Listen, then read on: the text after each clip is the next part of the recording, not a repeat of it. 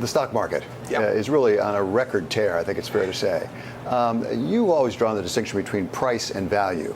Right. Are we seeing a run-up in value or in price? Well, value gains from year to year. I mean, as companies retain earnings, stocks basically, if you own a business and you plow back a good portion of your earnings into building the business, you're going to have something more valuable on average year after year. Now, sometimes the market reflects it, and sometimes it's crashing for some other reason or whatever.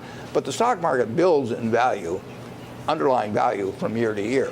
And it's grown a lot. I bought my first stock when the Dow was just under 100 when I was 11 years old, and look where it is now. Well, look at where it is right now, because one of the things you take a look at to measure it is the total value of the stock market compared to GDP. Right. And if you look at that graph, it's at the high point. It's the highest it's been since the tech crash back in the late 90s, as a practical matter. Does that mean we're overextended? Is this a better time to be fearful rather than greedy? I'm buying stocks, but I'm not buying them because I think they're going to go up next year. I'm buying them because I think they'll be worth quite a bit more money 10 years or 20 years from now. And I don't know whether they're going to go up or down tomorrow or next week or next month or next year. I do know they're good businesses.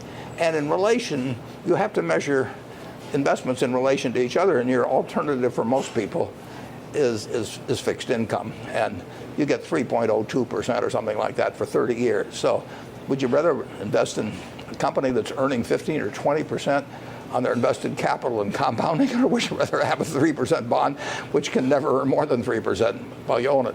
At the same time, there are some stocks that are bargains, good bargains from your point of view. When the market's up this high, that means values have gone up quite a bit. Yeah. And you're sitting on a lot of cash, $110 billion. As a practical matter, don't we have to have more fear in the marketplace before you're really deploying a lot of that cash? Well, I love it when there's, I don't love it for the country as a whole, but I mean, that creates prices that make me want to shovel out the money as fast as I can. But we've been shoveling out money anyway, and it's not as attractive as obviously when I was buying in 2008 and 2009, and that wasn't as attractive. 1974 was the best year for buying securities in my lifetime. That'll happen from time to time, but you can't sit around and wait for it. You're never going to catch the bottom anyway, and everybody will be terrified at that time. We keep buying as long as we find something that's attractive to us, an attractive business at a reasonable price. And I love it if it's a really juicy price, but I still keep buying.